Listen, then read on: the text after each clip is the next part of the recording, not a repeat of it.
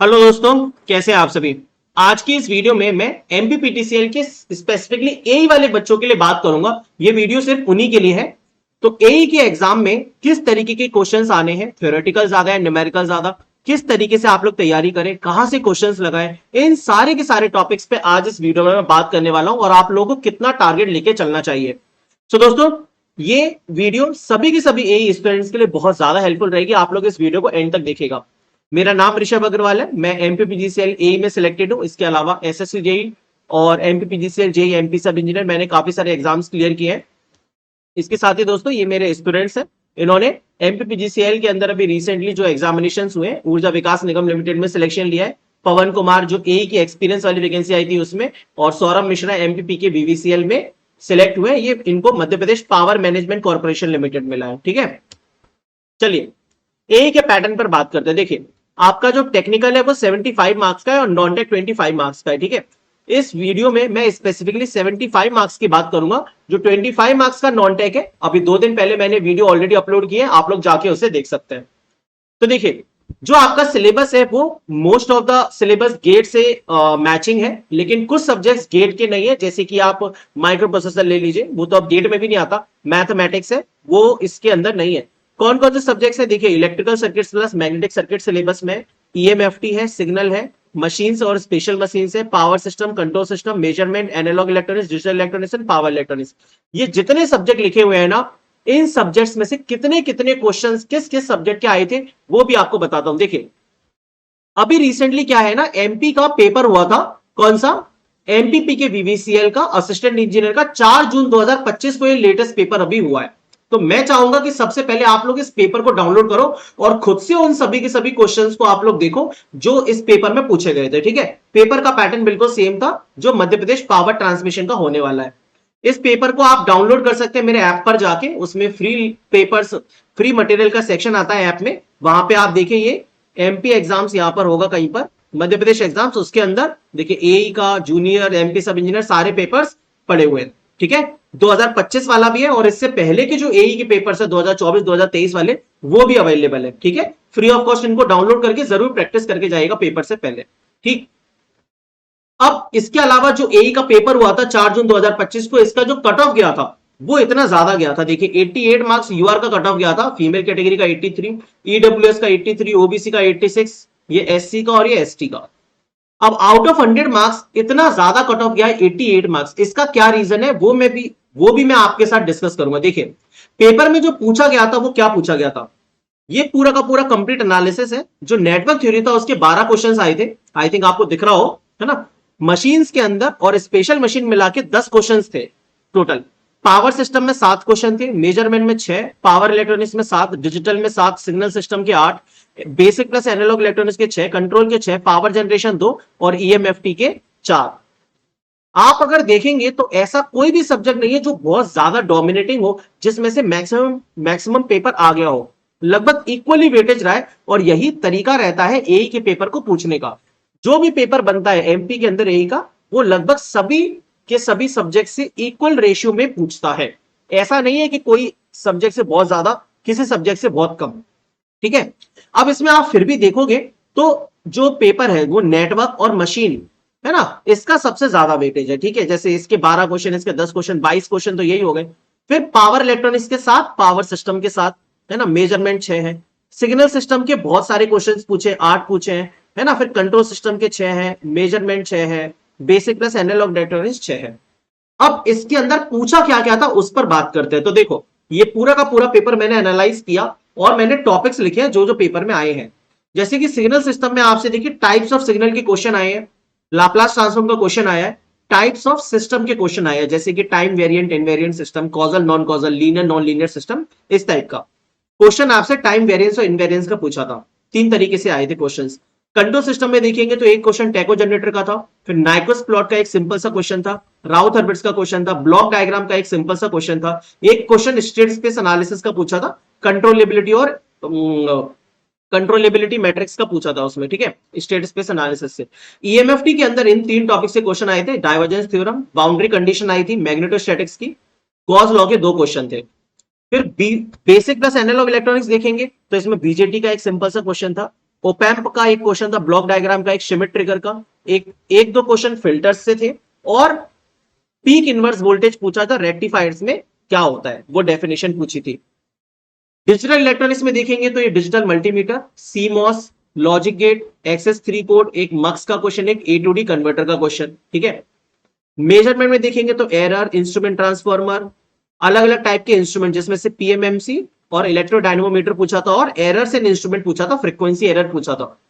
Power electronics में देखेंगे तो rectifier, single phase rectifier, full wave, half wave का क्वेश्चन था, टाइप्स ऑफ कम्यूटेशन का क्वेश्चन था, एससीआर का एक सिंपल सा क्वेश्चन था, और इन्वर्टर का क्वेश्चन था, एक वोल्टेज सोर्स इन्वर्टर, एक करंट सोर्स इन्वर्टर से।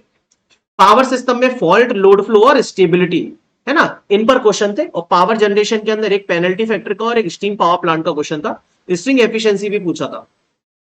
नेटवर्क देखेंगे तो generally magnetic circuit, star to digital transformation, phasor analysis का एक क्वेश्चन था जिसमें निकालना था वोल्टेज और करंट का फेज डिफरेंस कितना है, तो इंडक्टर एलिमेंट है वो। ट्रांजिएंट का एक क्वेश्चन आया था। टू पोर्ट नेटवर्क से दो क्वेश्चन थे, एक क्वेश्चन रेजोनेंस का था।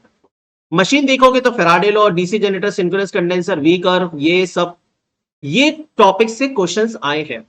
अब देखिए ये सारी चीजें अगर आपको डाउनलोड करनी है तो ये पीडीएफ क्या करूंगा, मैं आपको टेलीग्राम पर सेंड कर दूंगा, तो आप लोग मेरा टेलीग्राम चैनल जो है वो डाउनलोड कर, मतलब ज्वाइन हो जाना @ऋषभ_अग्रवाल, जिससे आपको एक कंप्लीट एनालिसिस मिल जाएगी, ठीक है।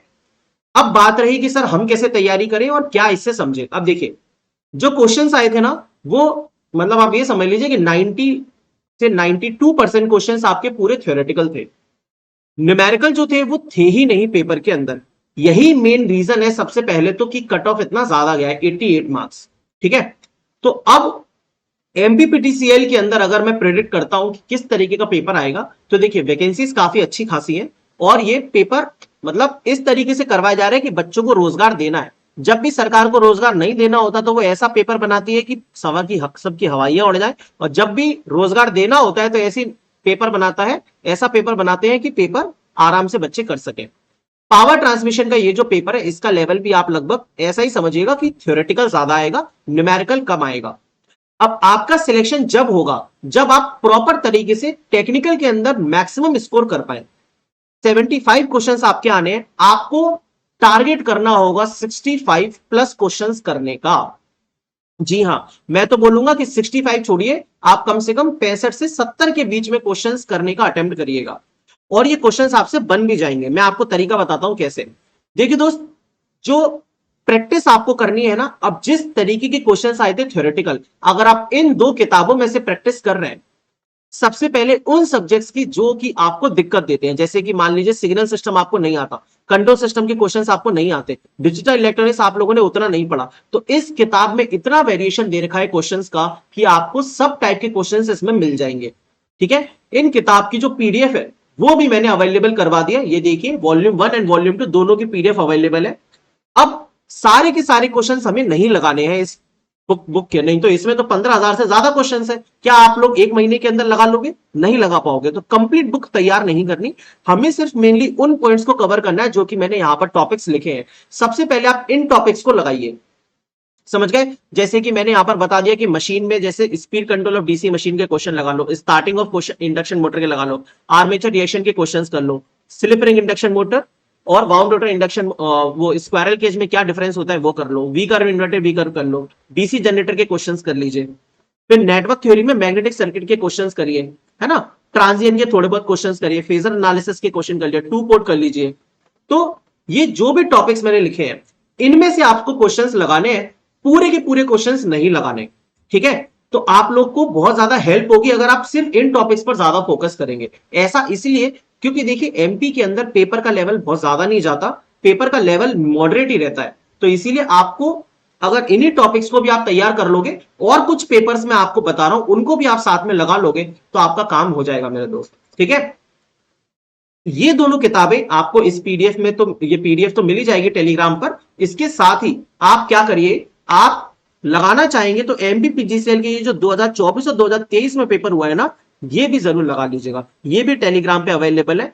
अगर जेई का पेपर आप लगाना चाहते हैं, अगर आपने जेई का फॉर्म भरा है तो वो भी यहां अवेलेबल है, ठीक है। इसके साथ ही मैंने जो वीडियो है, जीके की वीडियो बनाई है, आप लोग उस वीडियो को भी जरूर देखना। उससे जीके की 25 मार्क्स की कंप्लीट स्ट्रेटजी पता चल जाएगी और सारी की सारी किताबें भी मैंने फ्री ऑफ कॉस्ट आपको अवेलेबल करवा दी है। तो अलग से कुछ भी आपको नहीं करना है, जितना मैं बता रहा हूं इतना आप कर लीजिए मेरे दोस्त, आप बहुत अच्छी पोजीशन में हो जाएंगे और 1-1.5 महीने के अंदर आप बहुत कुछ कवर कर लोगे। फिर भी अगर आपको किसी चीज में दिक्कत आती है तो आप लोग इस वीडियो के नीचे कमेंट करके जरूर बता दीजिएगा। अगर आप लोग मेरे साथ तैयारी करना चाहते हैं मेरे दोस्त, तो ये जो टारगेट एमपीपीटीसीएल कोर्स है, ये कंप्लीट पैकेज है जिसके अंदर मैं ये सारे के सारे सब्जेक्ट्स पढ़वा रहा हूं, है ना। अभी तक आपका नेटवर्क थ्योरी, मशीन्स और पावर सिस्टम इसमें कवर हो गया है। रिमेनिंग कंप्लीट सब्जेक्ट्स अभी इसमें मैं करवा रहा हूं। ये कोर्स सिर्फ और सिर्फ 750 रुपए में। आपकी कंप्लीट टेंशन मेरे मत्थे है मेरे भाई, आपको कुछ भी तैयारी नहीं करनी, आपको बस मैं जितना कंटेंट दे रहा हूं वो आपको पढ़ना है। और एई के सभी सब्जेक्ट्स इसमें मैं अलग से स्पेशल क्लासेस लेके अब स्टार्ट करने वाला हूं। तो ये गोल्डन टाइम है एई के सभी बच्चों के लिए, अगर वो मेरे साथ काम करना चाहते हैं तो।